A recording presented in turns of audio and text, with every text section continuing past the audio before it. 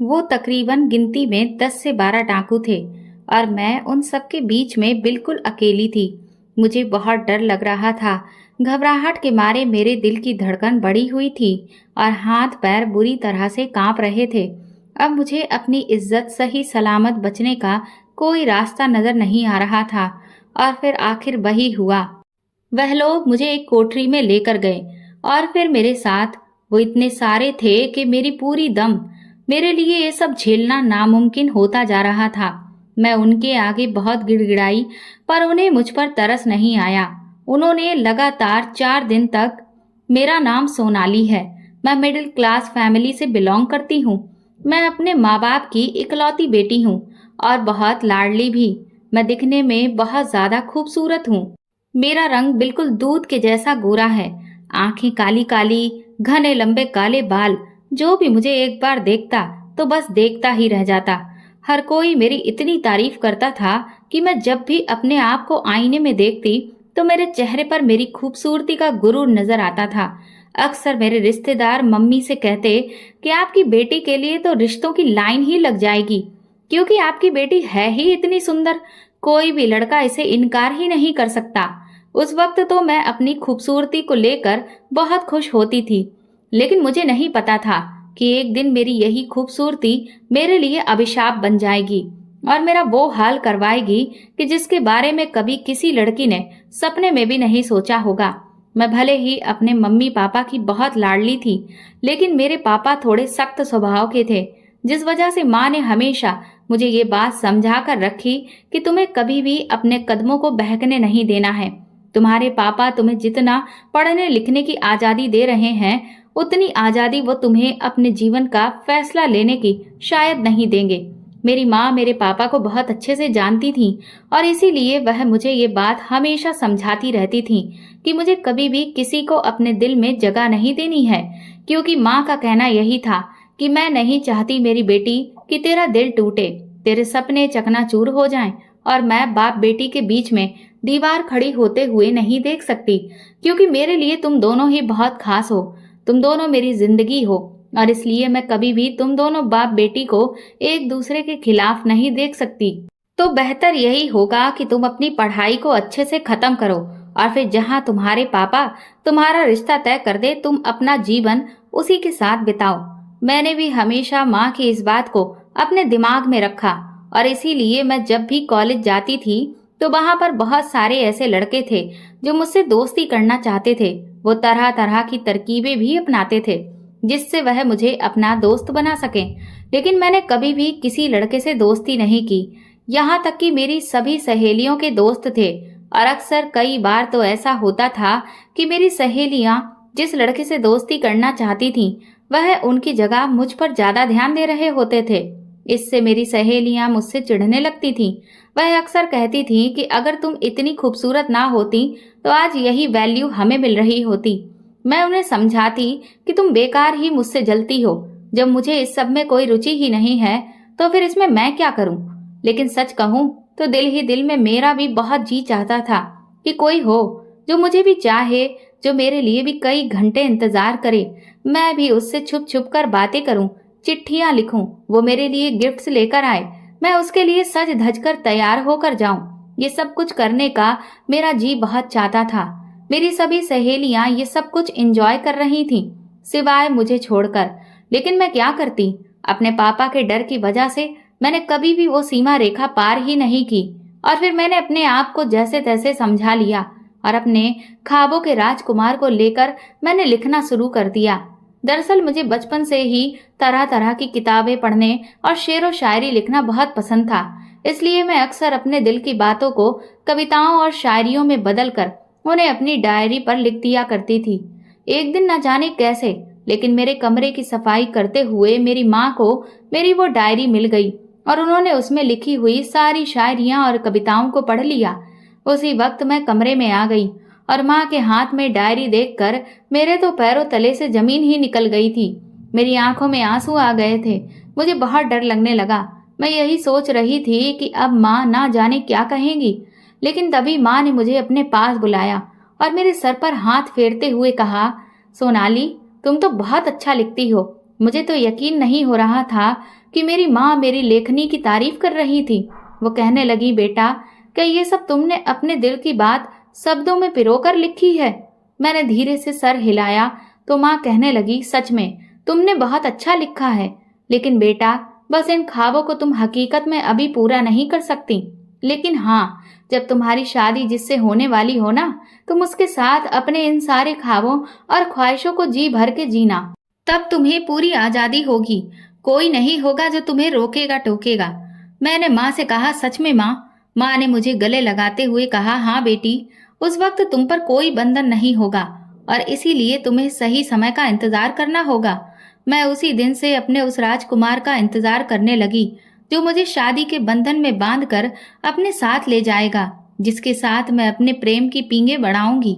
मैं उसको लेकर तरह तरह की बातें सोचती। कभी सोचती कि क्या वह बिल्कुल फिल्मी हीरो की तरह होगा, जैसे फिल्मों में दिखाया जाता है कि जब हीरोइन को गुंडे परेशान करते हैं तो हीरो तुरंत ही आकर हीरोइन को बचा लेता है। क्या मेरा हीरो भी ऐसा ही होगा? क्या वो भी मेरी खिड़की के नीचे खड़े होकर मेरा घंटों इंतजार करेगा, मेरे लिए तरह तरह के गिफ्ट और गुलाब के फूल लेकर आएगा? ये सब कुछ सोच सोच कर मेरे दिल में बहुत गुदगुदी होती रहती थी। इसी दौरान मेरी एक सहेली की शादी हो गई। उसकी शादी देखकर मैं बहुत खुश हो रही थी, क्योंकि मुझे यही लग रहा था कि अब जो सपने मैं देखती हूँ वो सब मेरी दोस्त को हकीकत में जीने को मिलेंगे। इधर पापा भी मेरे लिए कई सारे रिश्ते देख रहे थे, लेकिन उन्हें वो रिश्ते कुछ खास समझ नहीं आ रहे थे, इसलिए अब तक मेरी शादी फिक्स नहीं हो पाई थी। फिर एक दिन मेरी इस सहेली का जब मेरे पास फोन आया तो मैंने उससे कहा कि तू तो इस वक्त हवा में तैर रही होगी, क्योंकि तुझे तेरा हीरो जो मिल गया है, बिल्कुल किसी फिल्म की हीरोइन की जिंदगी जी रही होगी। वो मुझसे कहने लगी कि ये तेरी गलत फहमी है सोनाली, हकीकत में और फिल्मों में बहुत अंतर होता है। जो बात प्रेमी में होती है ना, वो पति में नहीं होती। पति तो बल्कि तुम्हारे नखरे उठाने की जगह तुमसे खुद अपनी फरमाइशें पूरी करवाएगा। तुम्हारा पूरा दिन सिर्फ उसकी सेवा में ही निकल जाएगा, और अगर तुम उससे कभी नाराज हो भी जाओ ना, तो शायद ही है जो तुम्हें वह मनाए। मैंने अपनी फ्रेंड से कहा कि अच्छा, अगर ये सब ना सही, लेकिन जीजा जी तुम्हें गिफ्ट तो खूब लाकर देते होंगे और घुमाने भी ले जाते होंगे। इस पर मेरी सहेली कहने लगी, वो सब तो सिर्फ बस शादी के कुछ दिनों तक ही था, उसके बाद तो सब दिन एक जैसे हैं। धीरे धीरे जैसे जैसे वक्त आगे बढ़ेगा उनकी रुचि कम होती जाएगी, और मैं भी दिन भर के सारे काम निपटा कर इतना थक जाती हूँ कि ये सब कुछ सोचने का भी समय नहीं मिल पाता। अपनी सहेली के मुंह से ऐसी बातें सुनकर तो मेरे दिल में जल रही लौ पूरी तरह से बुझ गई। अब तो मुझे यही लगने लगा कि मैंने जो कुछ भी अपने सपनों के राजकुमार के बारे में सोच रखा था वह तो सब बेकार हो गया, क्योंकि पति कभी भी प्रेमी की जगह नहीं ले सकता। फिर मैंने सोचा कि मेरी सहेली कुछ नया तो नहीं कह रही है। यही सब तो मैं इतने सालों से अपने खुद के घर में अपनी माँ को पापा के लिए करते हुए देखते आ रही हूँ। मैंने आज तक कभी नहीं देखा कि पापा ने मम्मी को कभी कोई सरप्राइज दिया हो, या वह कभी उनके साथ इस तरह से पेश आ रहे हों जैसे कि एक प्रेमी पेश आता है। वह दोनों तो बस सिर्फ अपनी अपनी जिम्मेदारियां निभा रहे हैं। ये ख्याल आते ही मेरा मन बहुत ज़्यादा उदास हो गया। मेरा जी तो किया कि मैं अपनी डायरी में लिखे हुए उन पन्नों को फाड़ कर फेंक दूं जिनमें मैंने अपने ख्वाब लिखे थे, लेकिन फिर सोचा कि चलो, असल में ना सही, कम से कम ख्यालों की दुनिया में तो मैं इन एहसासों को जी पाऊं। इसलिए उन पन्नों को संभाल कर रखती हूँ, ताकि बार बार उन्हें पढ़कर खुद के दिल को तसल्ली देती रहूंगी। कुछ ही दिनों के बाद पापा को एक लड़का पसंद आ गया और जल्दी ही हमारी मंगनी भी हो गई। मेरे होने वाले पति का नाम अर्जुन था। अर्जुन एक एनएसजी कमांडो थे। ये बात जिस किसी को भी पता चली वो बहुत ही खुश हुआ और बहुत फक्र कर रहा था।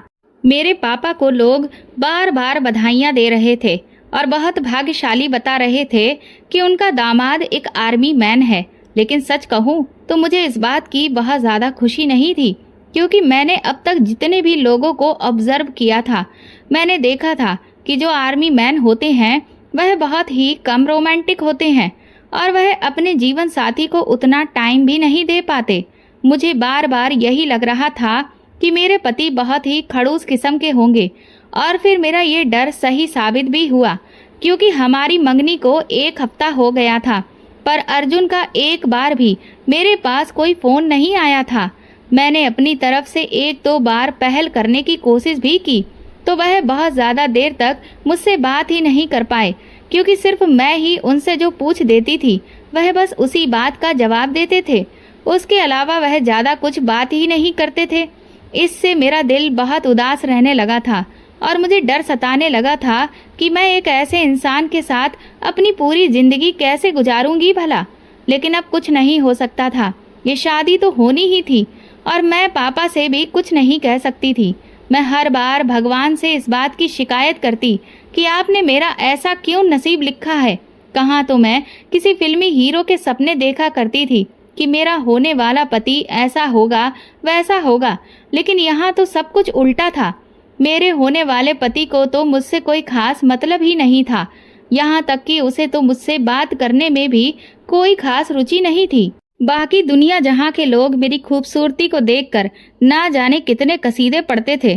कोई भी लड़का अगर मुझे एक बार देखता तो देखता ही रह जाता था, लेकिन अर्जुन ने तो मुझे जब पहली बार देखा था तो मुझे उनके रिएक्शन को देखकर बिल्कुल भी ऐसा नहीं लगा कि वो मेरे दीवाने हो गए हों, जबकि मैं तो ये चाहती थी कि मेरा पति मेरी खूबसूरती में दीवाना हो जाए, मेरे लिए शायरियाँ लिखे, मुझे रोमांटिक डेट पर लेकर जाए, हम चोरी चुपके मिले, रात रात भर बातें करें और भी ना जाने क्या क्या। लेकिन यहाँ तो बिल्कुल सन्नाटा पसरा हुआ था।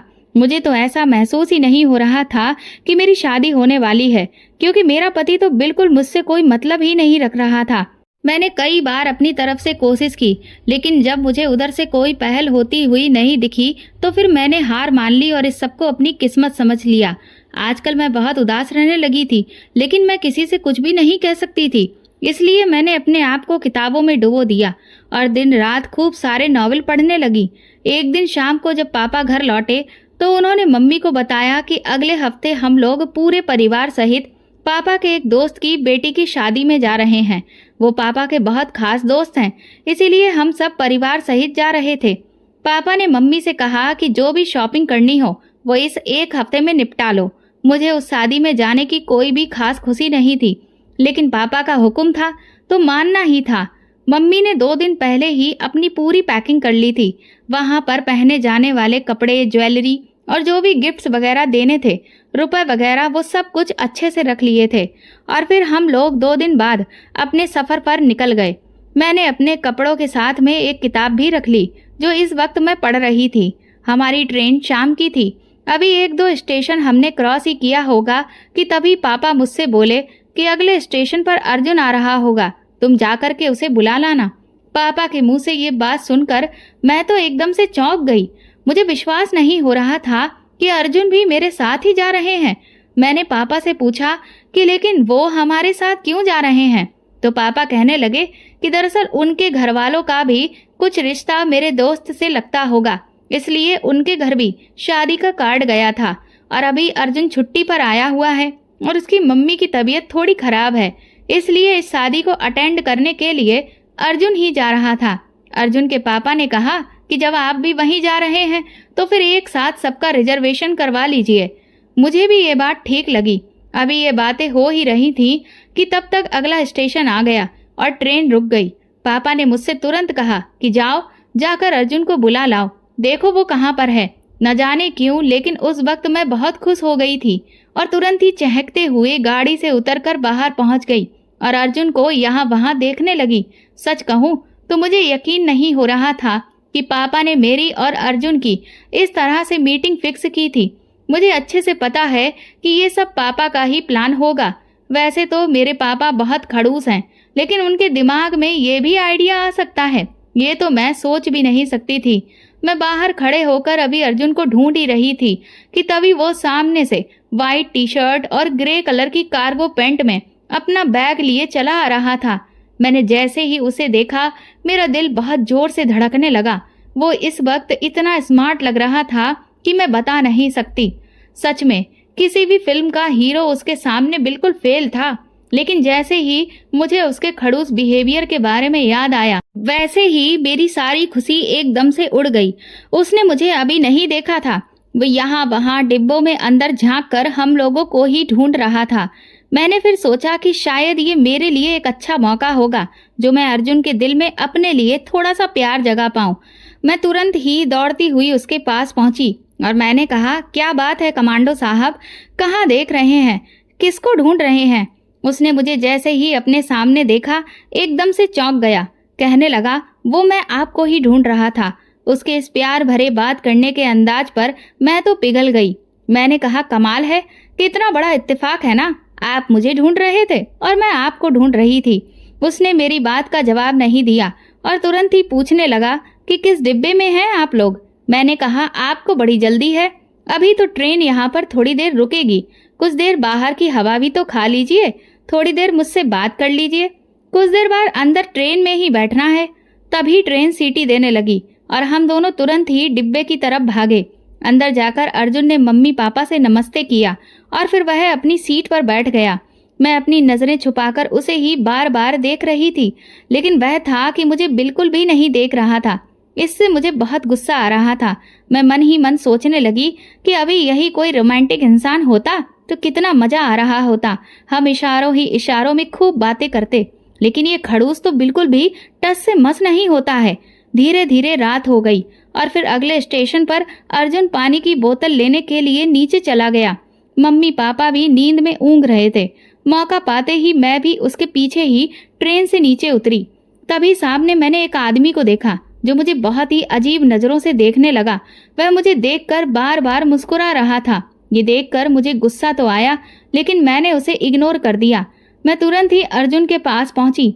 मैंने कहा, क्या कर रहे हो कमांडो साहब? वो कहने लगा कि वो मैं पानी खरीदने के लिए आया था, सोचा थोड़ी देर के लिए टहल लेता हूँ। मैंने कहा कि थोड़ा मुझ पर भी ध्यान दे लीजिए। तो अर्जुन कहने लगे कि मैं तो सभी पर ध्यान देता हूँ।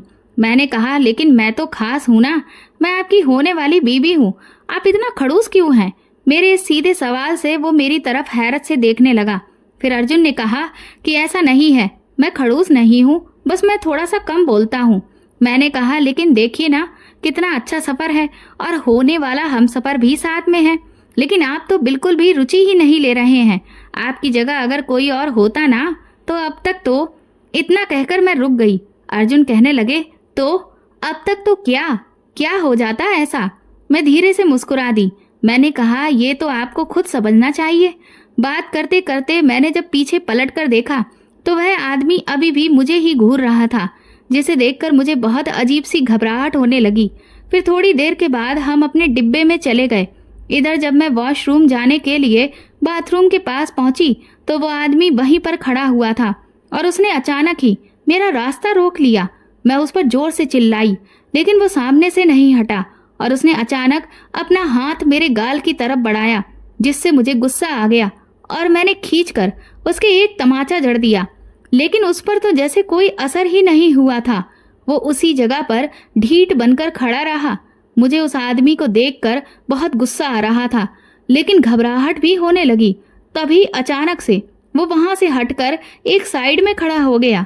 मुझे समझ नहीं आया कि जब ये मेरे थप्पड़ मारने पर यहाँ से नहीं हटा तो अचानक बिना कुछ कहे कैसे हट गया। तभी पीछे से मेरी एक आवाज आई। वो आवाज अर्जुन की थी। अर्जुन ने कहा, क्या हुआ सोनाली? मैंने तुरंत पीछे पलटकर देखा तो अर्जुन मेरे काफी करीब आ गया था। उसे देखकर मैंने राहत की सांस ली, लेकिन मैंने उसे कुछ भी नहीं बताया।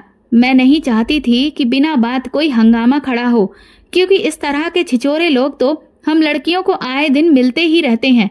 आखिर इनसे कब तक उलझा जाए? अर्जुन को मैंने बहाना बना दिया कि कुछ नहीं, और फिर मैं चुपचाप वॉशरूम में चली गई। जब तक मैं बाहर नहीं निकली तब तक अर्जुन बाहर ही खड़ा रहा। ये देखकर मुझे बहुत अच्छा लगा कि अर्जुन को मेरी इतनी फिक्र है। रात इधर काफी हो चुकी थी। लगभग काफी सारे लोग ट्रेन में सो रहे थे। मम्मी पापा भी सो गए थे। अर्जुन चाहता तो वह भी सो जाता, लेकिन उसे मेरी फिक्र थी। इसके बाद मैं वापस अपनी सीट पर जाकर लेट गई और इधर अर्जुन भी लेट गया था, लेकिन मुझे नींद ही नहीं आ रही थी। बार बार अजीब अजीब तरह की शरारतें सूझ रही थीं कि तभी अचानक से ट्रेन एक जगह बीच रास्ते में रुक गई। डिब्बे में हलचल सी होने लगी और काफी सारे यात्री उठकर बैठ गए और सब एक दूसरे से सवाल करने लगे कि भला ट्रेन यहाँ पर क्यों रुक गई है। उसके बाद कुछ लोगों ने टीटी से पता करके बताया कि आगे रूट में कोई दिक्कत आ गई है। इस वजह से ट्रेन को यहाँ कुछ घंटे के लिए रोका गया है। अब तो मुझे और भी ज्यादा बोरियत लग रही थी। मैंने देखा कि मम्मी पापा अभी भी सो रहे थे, इसलिए मैं धीरे से अपनी बर्थ से नीचे उतरी और अर्जुन की चादर खींची, लेकिन उसने वापस से चादर को चेहरे से ओढ़ लिया। मैंने फिर एक बार उसकी चादर खींची तो इस बार उसने आंखें खोलकर जब देखा तो मैंने उसे अपने साथ चलने का इशारा किया। वो मुझे मना करने लगा और कहने लगा कि मैं भी चुपचाप लेटकर सो जाऊं। मुझे गुस्सा आ गया। मैंने उसे नाराजगी वाले एक्सप्रेशन दिए और अपना नॉवेल लेकर मैं बाहर एक सीट पर आकर बैठ गई। ट्रेन के और भी बहुत सारे लोग बाहर उतरकर टहल रहे थे। ये कोई रेलवे स्टेशन नहीं था, लेकिन एक ऐसी जगह थी जहां पर काफी सारी सीमेंट की सीटें बनी हुई थीं, इसलिए लोगों को घूमने के लिए एक सही जगह मिल गई थी। मैं भी वहीं पर जाकर अपना नॉवेल पढ़ने लगी। मुझे बहुत गुस्सा आ रहा था कि अगर अर्जुन मेरे कहने से एक बार आ जाता तो ना जाने क्या बिगड़ जाता, पर उसे तो जैसे कोई रुचि ही नहीं है।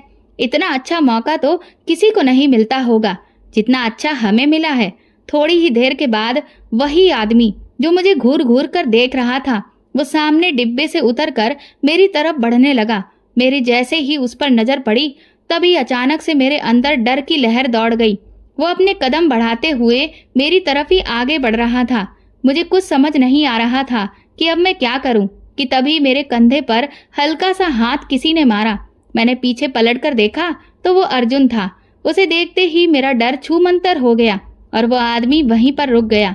मैंने तुरंत ही झूठ मूठ की नाराजगी जताते हुए अर्जुन से अपना मुंह फेर लिया। फिर वो मुझसे कहने लगा, क्या पढ़ रही हो? मैंने उससे कहा कि एक जासूसी नॉवल पढ़ रही हूँ। फिर वो कहने लगा कि तुम तो बहुत गुस्से में लग रही हो। मैंने कहा, हाँ वो तो मैं हूँ। वो कहने लगा कि अब अगर गुस्सा करोगी तो फिर बात कैसे करोगी? मैंने कहा कि मैं गुस्सा करते हुए भी बात कर लेती हूँ। फिर वो मुझसे पूछने लगा कि अच्छा बताओ तुम इसमें क्या पढ़ रही हो? तो मैंने उसे इंटरेस्ट से बताना शुरू किया कि अभी इस नॉवल में इस लड़की को किडनैप किया गया है और उसका प्रेमी उसे ढूंढ रहा है, पर वो उसे ढूंढ ही नहीं पा रहा क्योंकि वो लड़की इतनी बेवकूफ है कि उसने जरा सा भी दिमाग ही यूज नहीं किया। अर्जुन कहने लगा कि अच्छा तुम्हें ऐसा क्यों लगता है? वह बेचारी तो खुद किडनैप हो गई, तो भला वह क्या कर सकती है? मैंने कहा कि वो ये कर सकती थी कि जब किडनैपर उसे लेकर जा रहा था तो वो सुराग के तौर पर अपनी कोई ज्वेलरी रास्ते में कहीं पर भी छोड़ सकती थी, जिसे पुलिस या फिर उसका प्रेमी उसका पीछा करते हुए आराम से उस तक पहुंच सकते थे। लेकिन उसने बिल्कुल भी अपना दिमाग ही यूज नहीं किया। अर्जुन से कहने लगा, अच्छा तो इसका मतलब तुम अपने आप को बहुत होशियार समझती हो। मैंने कहा कि वो तो मैं हूं ही। इतना कहकर हम दोनों खिलखिलाकर हंसने लगे। आज सगाई के इतने दिनों बाद पहली बार मुझे अर्जुन के साथ ऐसा महसूस हो रहा था कि वह शायद उतना भी बुरा नहीं है जितना मैं उसे समझ रही थी। इसके बाद अर्जुन कहने लगा कि तुम पूछ रही थी ना कि मैं खड़ूस क्यों हूँ। दरअसल मैं खड़ूस नहीं हूँ, बस ये मेरा नेचर है कि मैं थोड़ा कम बोलता हूँ। लेकिन ये तो अच्छा है ना, क्योंकि जब मैं कम बोलूंगा तभी तो तुम्हें ज्यादा बोलने का मौका मिलेगा। अर्जुन की ये बात सुनकर मैं हैरानी से उसे देख रही थी। सच कहूँ तो उसने बिल्कुल सही बात कही थी, क्योंकि मैं बहुत ज्यादा बातूनी हूँ और अगर मेरी तरह अर्जुन भी बातूनी होता तो फिर कौन किसकी बात सुनता, और फिर तो जहाँ तक है हमारा झगड़ा ही हो जाता। मैंने अर्जुन से कहा, वाह कमांडो साहब, आपने तो बड़े ही पते की बात की। इसके बाद हम अपनी कुछ शरारतों वाली बातें करते रहे। जैसे जैसे मेरा वक्त उसके साथ बीत रहा था, मुझे एहसास हो रहा था कि पापा ने सच में मेरे लिए बिल्कुल वही राजकुमार खोजा है जिसकी तलाश मैं अब तक करती आई थी। ये वही लड़का है जिसके बारे में मैं अपनी कविताओं और शायरियों में लिखा करती थी। थोड़ी ही देर के बाद ट्रेन का रूट क्लियर हो गया और गाड़ी सीटी देने लगी। अर्जुन तुरंत ही मेरा हाथ पकड़कर मुझे गाड़ी में लेकर गया और मुझसे कहने लगा कि अब मुझे बिना बताए यहाँ वहाँ कहीं भी मत जाना। मैंने उससे कहा, जो हुक्म मेरे आका। इसके बाद मैं अपनी सीट पर जाकर लेट गई। रात अभी काफी बाकी थी। हम लोग सुबह तड़के पहुंचने वाले थे। करीब 1-2 घंटे की नींद लेने के बाद मेरी आंख फिर से खुल गई। ट्रेन में ठीक से नींद ही नहीं आ रही थी, या फिर ये कहूँ कि बार बार अर्जुन का ख्याल मन में आ रहा था, इसलिए मेरी नींदें उड़ चुकी थीं। अभी मैं ये सब सोच ही रही थी कि तभी कुछ देर में अर्जुन भी उठा और उसने मुझे इशारा किया कि वो वॉशरूम जा रहा है। और फिर तकरीबन 10 मिनट हो गए, लेकिन अर्जुन वापस ही नहीं लौटा। मैंने सोचा कि उसे बहुत टाइम लग रहा है, मुझे भी एक बार जाकर उसे देखना चाहिए। मैं जैसे ही अपनी बर्थ से नीचे उतरी, तभी अचानक से गाड़ी में हड़कंप मच गया। हमारे आसपास ही जो लोग बैठे हुए थे, उनमें से कुछ लोग हथियार और बंदूक लेकर खड़े हो गए और सभी लोगों को डराने धमकाने लगे। उनके साथ लूटपाट करने लगे। पूरी गाड़ी में चीख पुकार मच गई। मुझे कुछ भी समझ में नहीं आ रहा था। मम्मी और पापा भी बुरी तरह से सहम गए। मुझे अर्जुन की भी फिक्र हो रही थी कि वो ना जाने कहाँ है। वह लोग बहुत ही बेरहमी से सभी को लूट रहे थे। गाड़ी में जो पुलिस वाले गार्ड थे, उनको भी उन्होंने ना जाने कब ट्रेन से धक्का देकर गिरा दिया था। इसलिए अब वहां हमें बचाने वाला कोई भी नहीं था कि तभी उन लुटेरों में से एक आदमी मेरे पास आया और उसने जैसे ही मेरे गले की चैन छीनने के लिए अपना हाथ आगे बढ़ाया, तभी वही आदमी जो इतने समय से मुझे परेशान कर रहा था वहां पर आ गया और उसने उस आदमी को इशारा किया कि वह मुझे हाथ भी ना लगाए। ये देखकर मैं समझ गई कि ये भी इन्हीं लुटेरों में से एक है। लेकिन वो आदमी मेरी मम्मी के साथ खींचातानी करने लगा। उनके हाथों से अंगूठियां निकालने की कोशिश करने लगा। उन्हें बहुत दर्द हो रहा था। पापा भी उनसे भिड़ गए तो उन्होंने मेरे पापा के सर पर बहुत तेज वार किया, जिससे उनके सर से खून निकलने लगा और वह वहीं बेहोश होकर गिर पड़े। ये देखकर मुझे गुस्सा आ गया और मैं उनसे भिड़ गई, पर उसने मुझे भी खींचकर एक तरफ फेंक दिया, जिससे मेरा हाथ बुरी तरह से छिल गया था। मैं जैसे ही दोबारा उठी कि तभी वहां अर्जुन आ गया। अर्जुन को मैंने जैसे ही देखा तो मैं दंग रह गई। उसके भी कई जगह से खून निकल रहा था। वो भी जख्मी था। उसने उन लोगों को बहुत बुरी तरह से मारा। अर्जुन को काबू करना उन सबके लिए बहुत मुश्किल हो रहा था। मैंने देखा कि अर्जुन ने उन लुटेरों के कई सारे आदमियों को पहले ही ढेर कर दिया था। लेकिन तभी जब अर्जुन उनके एक आदमी से निपट रहा था कि पीछे से आकर उस घूरने वाले आदमी ने अर्जुन के पेट में चाकू मार दिया। ये देखकर मेरी चीख निकल गई और मैं बेहोश हो गई। और जब मुझे होश आया तो मेरे पैरों तले से जमीन ही निकल चुकी थी, क्योंकि मैं ट्रेन में नहीं थी बल्कि उन सभी डाकुओं के बीच में घिरी हुई थी। उनकी गाड़ी में बैठी हुई थी। वो लोग मुझे ना जाने कहाँ लेकर जा रहे थे। जो आदमी मुझे घूर घूर कर देख रहा था, उसका नाम काली था। वो लोग उसे काली भैया कहकर पुकार रहे थे। डर के मारे मेरी हालत बहुत बुरी हो चुकी थी और मेरी आंखों से आंसू और सर से पसीना आने लगा। अब तो मैं समझ चुकी थी कि अब मुझे कोई नहीं बचा सकता। मेरी जान और इज्जत दोनों ही खतरे में थी। वो काली मुझे होश में देखते ही मुस्कुराने लगा, कहने लगा, मैं तो कब से तुम्हारे होश में आने का इंतजार कर रहा था। और ये कहकर उसने तुरंत ही मेरे गाल को पकड़ा। मैंने तुरंत उसका हाथ झटक दिया तो वो कहने लगा कि अब तो कम से कम ये नखरे ना दिखाओ। देखो, तुम्हें मैं बहुत चाहता हूँ। तुम मुझे एक नजर में ही भाग गई थी, इसीलिए तो देखो मैं तुम्हें अपने साथ ले आया। इसलिए अब ये नाराजगी छोड़ो। मैंने उसकी किसी भी बात का कोई जवाब नहीं दिया, क्योंकि इस वक्त मुझे चुप रहने में ही अपनी भलाई नजर आई। मैं बार बार अर्जुन के बारे में सोच रही थी, क्योंकि इन लोगों ने अर्जुन के पेट में चाकू मार दिया था। न जाने अर्जुन किस हाल में होगा। बार बार मुझे इस बात का डर सता रहा था कि कहीं अर्जुन को कुछ हो तो नहीं गया होगा। एक अर्जुन ही था जिसके लिए मुझे उम्मीद थी कि शायद वह मुझे बचा लेता, लेकिन ये लोग मुझे ना जाने कब और कहां लेकर आ गए हैं। अर्जुन अगर सही सलामत भी होगा तो वह यहाँ आ ही नहीं सकता है। मैं बार बार दिल ही दिल में भगवान को याद कर रही थी। पुलिस से भी मुझे कुछ खास उम्मीद नहीं थी, क्योंकि अपने देश में पुलिस का हाल क्या है ये तो सभी जानते हैं। फिर वह लोग आपस में लूटे हुए माल को बांटने को लेकर बात करने लगे और कहने लगे कि इस बार सबसे लंबा हाथ मारा है हमने। पिछली बार जिस बारात को हमने लूटा था उससे भी कई ज्यादा गुना इस बार माल हाथ लगा है। उनकी इस बात से मुझे कुछ महीनों पहले के अखबार की सुर्खियां याद आने लगी, जिसमें काली नाम के ही डाकू और उसके गैंग के बारे में लिखा हुआ था। इस पूरे गिरोह के ऊपर पुलिस ने लाखों का इनाम लगा रखा था, लेकिन अभी तक इन्हें पकड़ने में पुलिस को कोई भी कामयाबी नहीं मिली थी, जबकि ये लोग बड़ी ही आसानी से अपनी लूटपाट को अंजाम देकर पुलिस से बचकर निकल जाते थे। अब तक न जाने कितने ही लोग इनका शिकार हो चुके थे। उस खबर को याद करके अब तो मेरे रोंगटे खड़े हो गए थे, क्योंकि ये लोग बहुत खतरनाक थे। ये ना सिर्फ लूटपाट करते थे, बल्कि लड़कियों के साथ भी वो करते थे जिसको सुनकर किसी की भी रूह कांप जाए।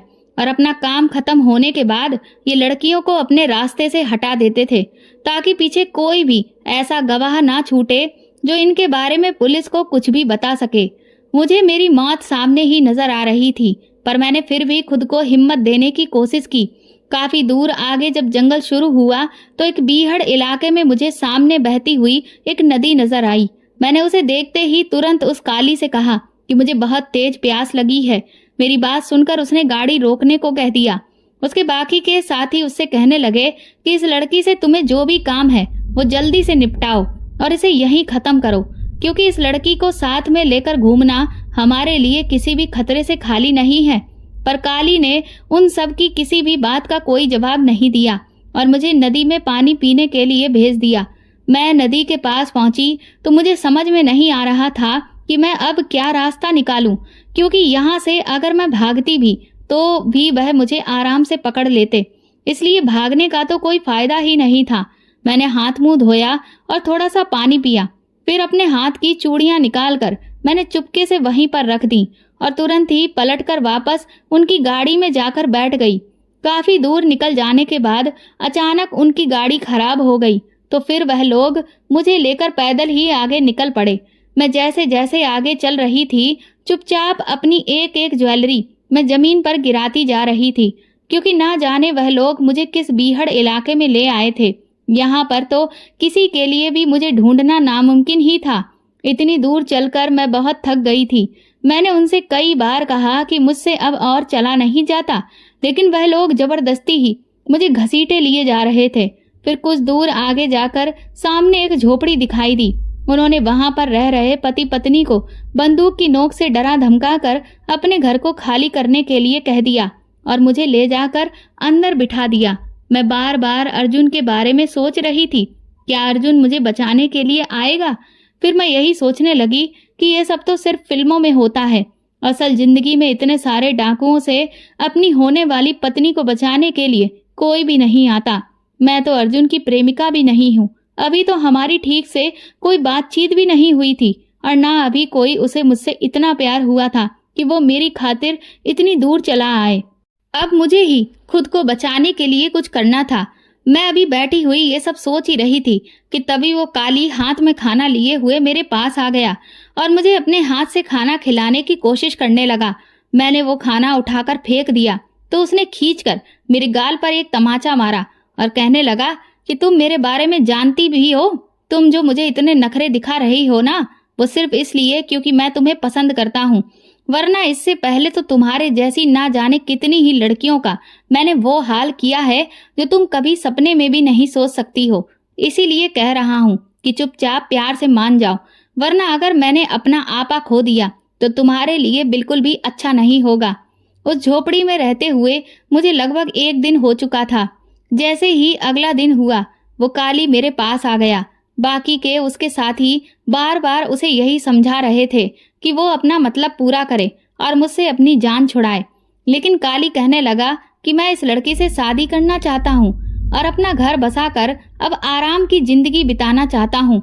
आखिर कब तक हम लोग इसी तरह से पूरी जिंदगी लूटपाट करते रहेंगे? काली के मुंह से ये बात सुनकर मेरे होश उड़ गए थे। वो मुझसे कहने लगा कि देखो मैं कितना काला हूँ और तुम कितनी गोरी हो। तुम्हारी खूबसूरती देखने के बाद ही मुझे इस बात का ख्याल आया कि अगर मुझे अपने बच्चे सुंदर चाहिए तो तुमसे बेहतर मेरे लिए कोई भी नहीं हो सकता। उसकी ये बात सुनकर मुझे अपनी उस खूबसूरती से घिन आने लगी जिसको आईने में देखकर मैं गुरूर महसूस करती थी। आज इस खूबसूरती की वजह से ही मैं इस भयानक मुसीबत में पड़ चुकी थी। वो कहने लगा कि मेरा रंग देखकर ही हर कोई मुझे दुत्कार देता था, लेकिन मैं नहीं चाहता कि मेरे बच्चों के साथ यही हो। और तुम ना सिर्फ खूबसूरत हो बल्कि तुम में जोश भी बहुत है। जब तुमने मुझे थप्पड़ मारा मैं तभी समझ गया कि तुम ही वो हो जो मुझे टक्कर दे सकती हो। इसके बाद वह मुझ पर अपनी धौंस जमाने की कोशिश करने लगा, लेकिन मैंने साफ इनकार कर दिया तो वह अपने साथियों से कहने लगा कि वह लोग मुझे समझाएं। इतना कहकर वह उस कमरे से बाहर चला गया। उसके साथियों ने मुझे थोड़ी बहुत चोट पहुंचाई ताकि मैं डर जाऊं।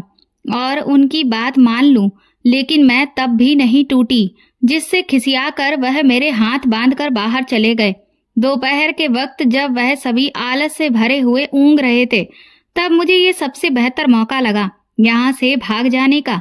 मैंने तुरंत ही आसपास नजर दौड़ाई तो मुझे एक हंसिया पास में ही भूसे के ढेर में दबा हुआ दिखा। मैंने जैसे तैसे उसे अपने हाथ की रस्सी को काट कर खोल लिया और चुपके से उस कमरे में बने एक लकड़ी के बंद दरख्त को खोलकर मैं बाहर निकल गई। मैं बेतहाशा दौड़ती ही चली जा रही थी, पर मैं हद से ज्यादा थक चुकी थी कि तभी जैसे ही मैं एक जगह चुपचाप आराम करने के लिए बैठी, मुझे काली और उसके आदमियों की आवाज सुनाई दी। इसका मतलब उन्हें पता चल चुका था कि मैं उनकी गिरफ्त से भाग चुकी हूँ और वह लोग मुझे आवाज दे देकर ढूंढ रहे थे। वो मेरा मजाक उड़ा रहे थे, कह रहे थे कि उन्हें इस खेल में बहुत मजा आ रहा है, इसीलिए जितना भागना चाहती हो भाग लो, लेकिन तुम हमारी पकड़ से कभी नहीं छूट पाओगी। उनकी ऐसी बातें मुझे दहशत हो रही थी, पर अब मैं दोबारा उनकी गिरफ्त में नहीं आना चाहती थी। मैंने एक बार फिर से तेजी से दौड़ना शुरू किया कि तभी अचानक किसी ने मेरा पैर पकड़कर मुझे नीचे गिरा दिया। मैं बहुत बुरी तरह से डर गई थी, क्योंकि मैं समझ गई थी कि अब मैं पकड़ी जा चुकी हूँ। उस आदमी ने मुझे सूखे पत्तों के ढेर में अंदर घसीट लिया और ऊपर से पत्तों से ढक लिया, और जैसे ही मैंने उस आदमी को चेहरा देखा तो मैं दंग रह गई, क्योंकि वह और कोई नहीं बल्कि अर्जुन था। अर्जुन को अपने पास देखकर मुझे सो सुकून मिला, उसे मैं शब्दों में बयां नहीं कर सकती। काली और उसके साथी मुझे बेतहाशा ढूंढ रहे थे, लेकिन अर्जुन ने मुझे बहुत ही अच्छे से उन सूखे पत्तों में छुपा रखा था, जिस वजह से वो वहीं पर खड़े होने के बावजूद भी हम दोनों को देख ना सके, और फिर वह वहां से आगे बढ़ गए। इसके बाद हम दोनों उस ढेर से बाहर निकले। अर्जुन कहने लगा कि हमें जल्द से जल्द यहाँ से निकलना होगा। मैंने तुरंत ही एक बार फिर से अर्जुन को गले से लगा लिया। मुझे अभी भी यकीन नहीं हो रहा था कि मेरा सपनों का राजकुमार, मेरा हीरो, सच में मुझे बचाने के लिए आ चुका था। उसे बहुत चोटें आई थी। उसके पेट में जहां पर काली ने चाकू मारा था, वहां पर अर्जुन ने कपड़े से बहुत कसके बांध रखा था, जहां से अभी भी खून दिखाई दे रहा था। इतनी बुरी हालत होने के बावजूद भी अर्जुन मुझे बचाने के लिए इतनी दूर तक आ गया। इतना प्यार तो शायद मुझे मेरा प्रेमी भी नहीं कर पाता, जितना आज अर्जुन ने साबित करके दिखा दिया था। इसके बाद कुछ दूर पर जाकर अर्जुन ने मुझे एक पेड़ की शाखा के ऊपर जैसे तैसे चढ़ाकर बिठा दिया। वो कहने लगा कि जब तक इनमें से कुछ लोगों को वह ठिकाने नहीं लगाएगा, तब तक यहाँ से निकल पाना हमारे लिए नामुमकिन है, क्योंकि ये गिनती में बहुत ज्यादा हैं। इसके बाद अर्जुन ने उन सबको एक एक करके अपने रास्ते से हटा दिया। इसके बाद हम वहां से भाग निकले, पर हम जंगल के इतने अंदर आ चुके थे कि मेन रोड तक पहुंच पाना हमारे लिए बहुत मुश्किल हो रहा था। मुझे तो इतनी कड़ी धूप में दौड़ा ही नहीं जा रहा था। मैंने अर्जुन से कहा कि मैं अब और नहीं भाग सकती। अर्जुन कहने लगा कि लेकिन हमें यहाँ से जल्द निकलना होगा, क्योंकि अब तक उन्हें पता चल चुका होगा कि उनके कुछ साथी अब मारे जा चुके हैं और वह लोग पागल कुत्तों की तरह हमें ढूंढ रहे होंगे। अर्जुन मुझसे बोला कि बस कुछ दूर और चलो, क्योंकि मैं पुलिस को खबर कर दी थी और तुम्हारा पीछा करते हुए मैं रास्ते में कुछ ऐसे निशान छोड़े थे कि वह भी उन निशानों का सहारा लेकर हम तक पहुंच ही रही होगी। अर्जुन की इस बात से मुझे बहुत हिम्मत मिली और मैंने फिर से एक बार हिम्मत जुटाकर दौड़ना शुरू किया, लेकिन तभी काली और उसके आदमियों ने आकर हमें घेर लिया और उन्होंने अर्जुन को बहुत बुरी तरह से मारना शुरू कर दिया। काली ये देखकर बहुत बुरी तरह से बौखला गया कि मैं अर्जुन के साथ थी, इसलिए काली ने अपने मंसूबे वहीं पर पूरे करने और फिर मुझे भी अपने रास्ते से हटाने का फैसला सुना दिया। और फिर वह मेरी तरफ आगे बढ़ा और जैसे ही उसने मेरे ऊपर हाथ रखा, तुरंत ही अर्जुन ने आकर उसे रोक दिया और उनके बीच में बहुत ही तगड़ी झड़प शुरू हो गई। ये देखकर काली के आदमियों ने अर्जुन को पकड़ लिया और काली मुझे वहां से लेकर एक खंडर में चला आया। मैं बार बार उसके आगे हाथ जोड़ रही थी, लेकिन उस पर तो जैसे जानवर सवार था। एक ऐसे आदमी से आखिर उम्मीद भी क्या की जा सकती थी, क्योंकि वह तो इससे पहले भी ना जाने कितनी ही लड़कियों के साथ यही सब कर चुका था और उसके चेहरे पर कोई सिकन तक नहीं थी। मैं काली से अपने आप को बचाने की हर संभव कोशिश कर रही थी, कभी यहाँ गिरती कभी वहां पड़ती, जिससे मुझे बहुत चोटें आ चुकी थी और मैं बुरी तरह से थक गई थी। फिर जब मैं बिल्कुल बेहोश होने की हालत में आकर जमीन पर गिरकर निडाल होने लगी, तभी काली मुस्कुराता हुआ मेरी तरफ आगे बढ़ा और उसने मेरा दुपट्टा खींचकर अलग किया। और फिर तभी न जाने कहां से अर्जुन फिर से आ गया और उसने काली को इतना मारा कि उसकी हालत खराब हो चुकी थी। कुछ ही देर में काली बेहोश होकर नीचे जमीन पर गिर गया और मैं तुरंत ही अर्जुन के गले लग गई। मैं उस वक्त बहुत बुरी तरह से रो रही थी, क्योंकि मुझे खुद के साथ साथ अर्जुन की जान को लेकर भी बहुत डर लग रहा था। लेकिन तभी फिर अचानक जो हुआ उससे मेरी सांसें ही रुक गईं। मुझे गोली चलने की आवाज सुनाई दी और जब मैंने अपना सिर उठाकर ऊपर देखा तो पीछे काली ने अर्जुन पर गोली चला दी थी। गोली लगते ही अर्जुन जमीन पर गिर गया और उसकी आंखें बंद हो गईं और काली अपनी जीत की खुशी में जोर जोर से हंसने लगा। मेरे तो जैसे होशो हवास ही गुम हो चुके थे। फिर उसने जैसे ही एक बार फिर से मेरी तरफ आगे बढ़ने की कोशिश की, तभी एक और गोली चली, लेकिन वह गोली पुलिस ने चलाई थी काली के ऊपर और काली वहीं पर ढेर हो गया। हम तुरंत ही अर्जुन को अस्पताल लेकर भागे।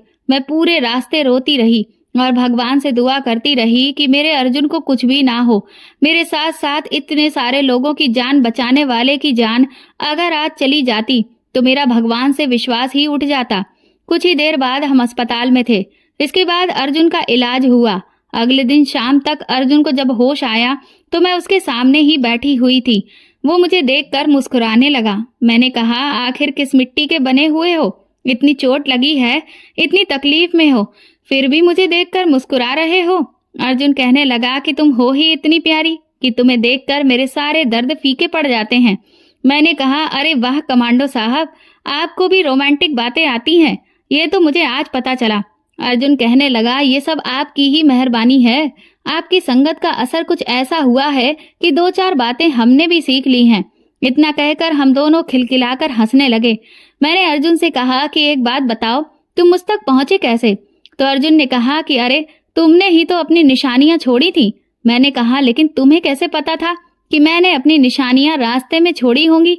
अर्जुन कहने लगा कि वो तुम नॉवेल वाली लड़की के लिए कह रही थी ना कि उसमें इतनी अकल नहीं है, लेकिन मुझे पता था कि मेरी सोनाली बहुत समझदार है और उसने जरूर मेरे लिए कोई न कोई सुराग छोड़ा ही होगा। अर्जुन की ये बात सुनकर मैं उसकी आंखों में प्यार से देखने लगी। मैं बहुत खुशकिस्मत थी जो मुझे अर्जुन जैसा जीवन साथी मिला।